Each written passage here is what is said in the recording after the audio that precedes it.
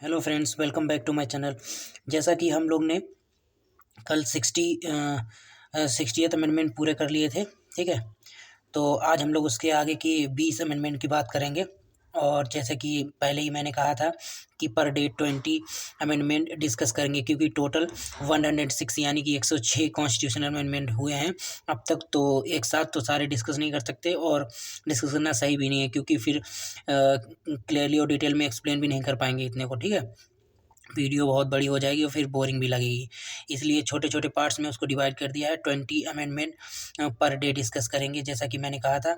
तो आज उसी का तीसरा दिन है, और आज हम लोग डिस्कस करेंगे 60 अमेंडमेंट एक्ट से बात के, यानी कि 61st अमेंडमेंट से और 80 अमेंडमेंट एक्ट तक, ठीक है। तो 61st अमेंडमेंट एक्ट हमारा है 1989 में आया था।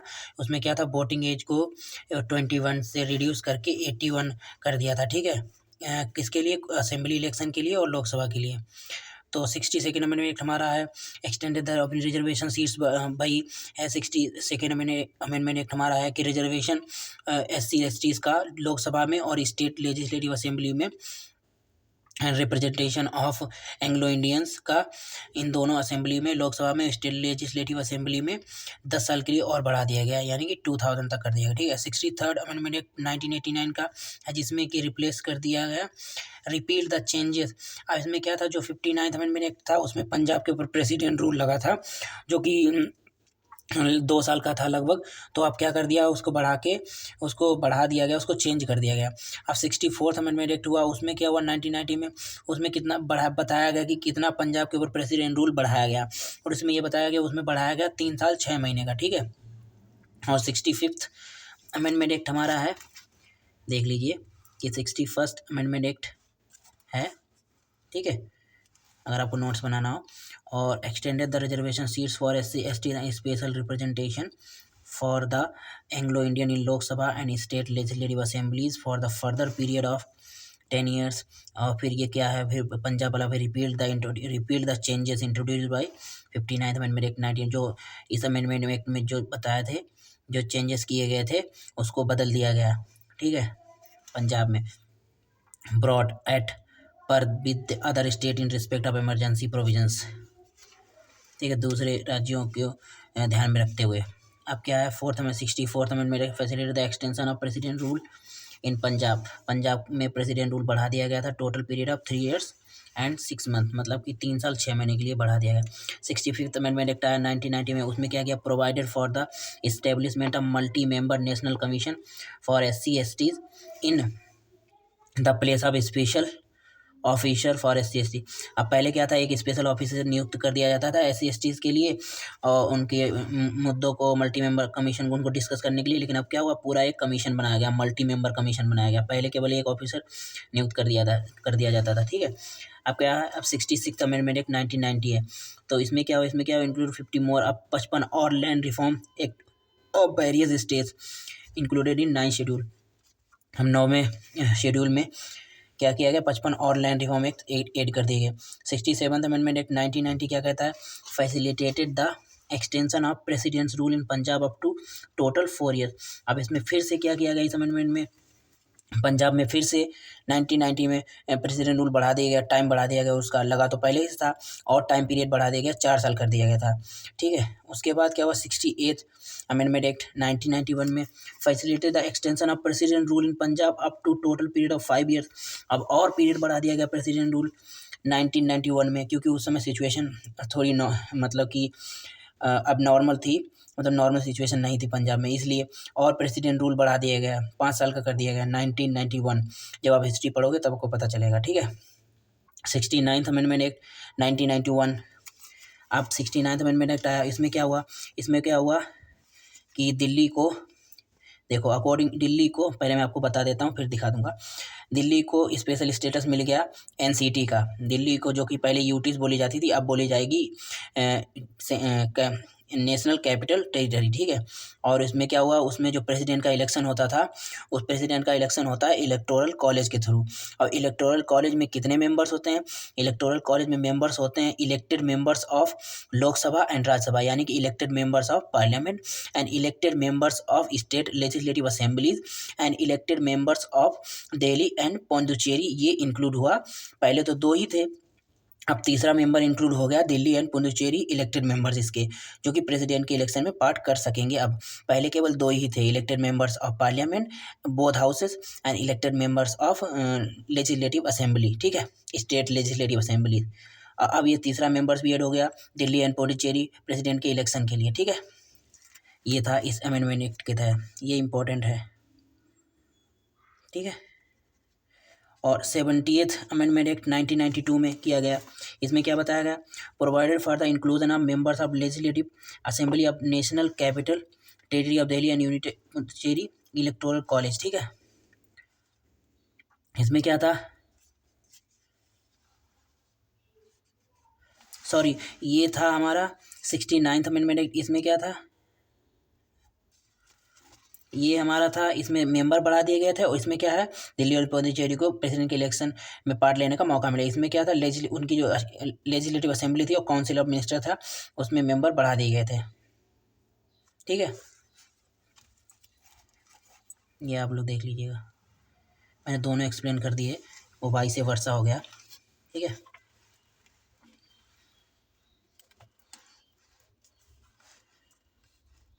अब 71st amendment act 1992 included Konkani, Manipuri and Nepali language.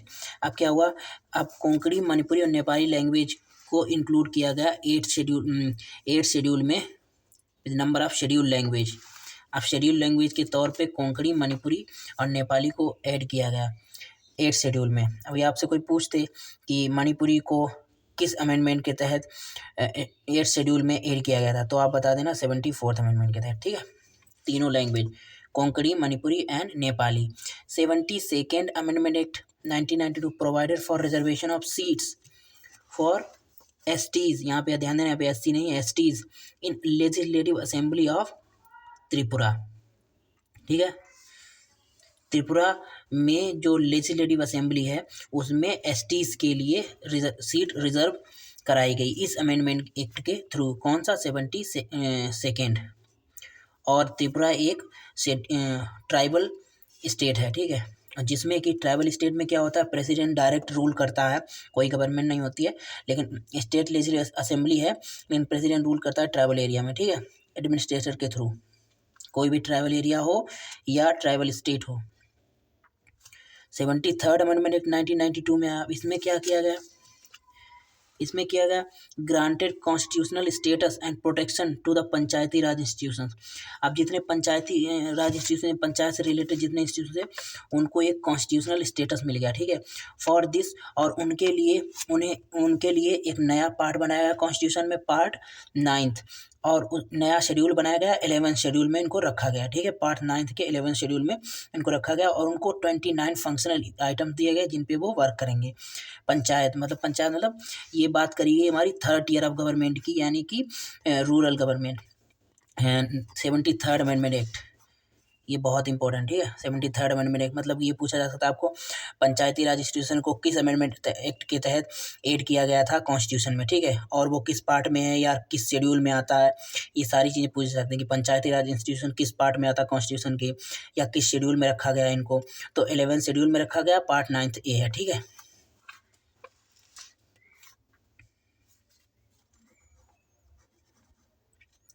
Part 9th ए, ठीक, और 11th शेड्यूल में रखा गया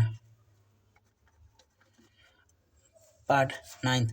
अब क्या हुआ, सॉरी, पार्ट, अब क्या 74th, ये भी इंपॉर्टेंट है क्योंकि ये सेम यही है, 3rd टियर ऑफ गवर्नमेंट का ही पार्ट है ये भी, क्योंकि इसमें बात की गई थी ग्रामीण एरिया की, इसमें बात की गई शहरी एरिया की, लेकिन ये दोनों हमारे 3rd टियर ऑफ गवर्नमेंट में आते हैं, यानी कि 3rd टियर ऑफ गवर्नमेंट हमारा है रूरल और अर्बन गवर्नमेंट, ठीक है। 74th अमेंडमेंट एक्ट 1992 में। अब इसमें भी सेम है कि इसको पार्ट नया एक इंस्टीट्यूशन, अर्बन लोकल बॉडीज़ को कॉन्स्टिट्यूशनल स्टेटस मिल गया, और उनको ये 11th शेड्यूल में था, ये हमारा 12th शेड्यूल में, उनको 12th शेड्यूल में रखा गया, ठीक है, 12th शेड्यूल में रखा गया। और उसमें उनको पार्ट 9 ए में रखा गया और 12 शेड्यूल में रखा गया म्यूनिसिपैलिटीज़ को, और उनको 18 फंक्शनल आइटम्स दिए गए वर्क करने के लिए। इसमें 20 थे और उनको 18 थे, इनके ऊपर ये वर्क करेंगी। ठीक है, हमारा आता है 75th अमेंडमेंट एक्ट 1994। इसमें क्या है, provided for the establishment of rent tribunals for the education of disputes with respect to rent, its regulation, control and tenancy issue including the rights, titles and interest of the landlords and tenant. इसमें क्या हुआ, जैसे कि मकान मालिक और किराएदार के बीच में जो झगड़े होते हैं उनको सुलझाने के लिए, और जो उनके लिए जो एक्ट बनाया गया उसको रेगुलेट करने के लिए और उनको कंट्रोल करने के लिए एक ट्राइब्यूनल्स बनाई गई इसी अमेंडमेंट के तहत। ठीक है, 76 अमेंडमेंट एक्ट हमारा 1994 में। इसमें क्या हुआ, इंक्लूडेड तमिल रिजर्वेशन एक्ट। अब ये पहला पढ़ लो पूरा, Tamil reservation act of 1994 which provided for 69% of reservation for seats in educational institution and post in state services in the 9th schedule to protect it from judicial review. In 1992, the Supreme Court ruled that the total reservation should not exceed 50%. अब क्या हुआ, मंडल commission में क्या हुआ था, 76 amendment, ये भी important है। मंडल कमीशन में क्या होता है, मंडल कमीशन में सुप्रीम कोर्ट ने कह दिया था साफ साफ कि ओबीसी के लिए रिजर्वेशन 10% है, लेकिन एससी जो other socially and educationally backward classes है जैसे कि एससी एसटी, उनके लिए एजुकेशन जो जितने सेंट्रल एजुकेशनल इंस्टीट्यूशन होंगे या प्राइवेट इंडिविजुअल इंस्टीट्यूशन हो या स्टेट इंस्टीट्यूशन हो, कोई भी मतलब कि एजुकेशनल इंस्टीट्यूशन हो, उसमें टोटल मिला के ओबीसी एससी एसटीज़ को मिला के 50% से ज़्यादा रिजर्वेशन नहीं होना चाहिए। और इसमें क्या हुआ, तमिलनाडु ने दे दिया 69% रिजर्वेशन, जो कि बहुत ज़्यादा है उससे, और इसको रख दिया उसने एक रिजर्वेशन एक्ट बना के, 69% रिजर्वेशन एक्ट देके एक एक्ट बनाया तमिलनाडु गवर्नमेंट ने, और उसको रख दिया 9 शेड्यूल में ताकि वो जुडिशियल रिव्यू से बच जाए। ठीक है, यही है इस अमेंडमेंट एक्ट में ये किया गया था। तो अब बाद में ये हटा दिया गया, हालांकि 69% रिजर्वेशन नहीं दिया गया। 77th amendment act 1995। अब 77 provided for the reservation in promotion in government jobs for SCs and STs. This amendment nullified the Supreme Court ruling with regard to the reservation in promotions. अब क्या हुआ, अब SC STs को job में promotion मिला इस amendment के तहत। ठीक है, गवर्नमेंट जॉब में SC STs को 77 में, और जो कि सुप्रीम कोर्ट ने मना किया था, नहीं हाँ, supreme court ruling that regard to reservation in promotion, मतलब प्रमोशन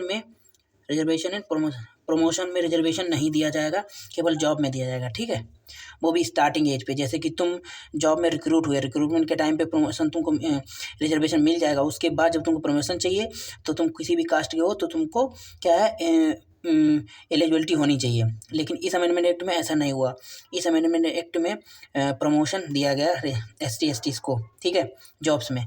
77th अमेंडमेंट एक्ट 1995 के थ्रू, और 78th अमेंडमेंट एक्ट 1995 इसमें क्या इंक्लूडेड 27 लैंड रिफॉर्म मोर। अब इसमें 27 और लैंड रिफॉर्म एक्ट ऐड किए गए 9 शेड्यूल में। ठीक है, और टोटल इस मिला के टोटल हो गए इसमें 282 इस अमेंडमेंट एक्ट में ये बताएगा। ठीक है, नहीं, और 79th अमेंडमेंट एक्ट हमारा है एक्सटेंडेड द रिजर्वेशन सीट्स। अब फिर से रिजर्वेशन सीट्स और representation of Anglo Indian communities SC STs के लिए reservation seats in Lok Sabha and state legislative assemblies and Anglo Indians के लिए representation in Lok Sabha and state legislative assemblies में बढ़ा दिया कितने 10 साल के लिए, और यानी कि पहले 2000 था, अब 2010 तक हो गया इस अमेंडमेंट एक्ट के थ्रू। इसके 79th अमेंडमेंट। अब 80th अमेंडमेंट एक्ट हमारा 2000 में आया।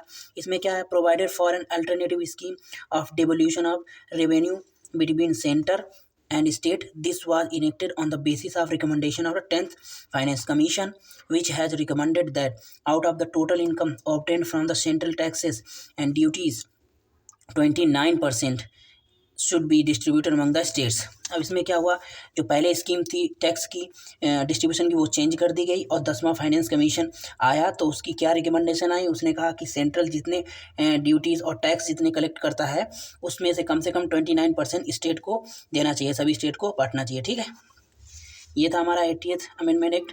इससे आगे के बारे में बात करेंगे कल नेक्स्ट वीडियो में। तब तक के लिए अगर वीडियो पसंद आया तो प्लीज़ लाइक करें, शेयर करें एंड सब्सक्राइब करें। तब तक के लिए धन्यवाद।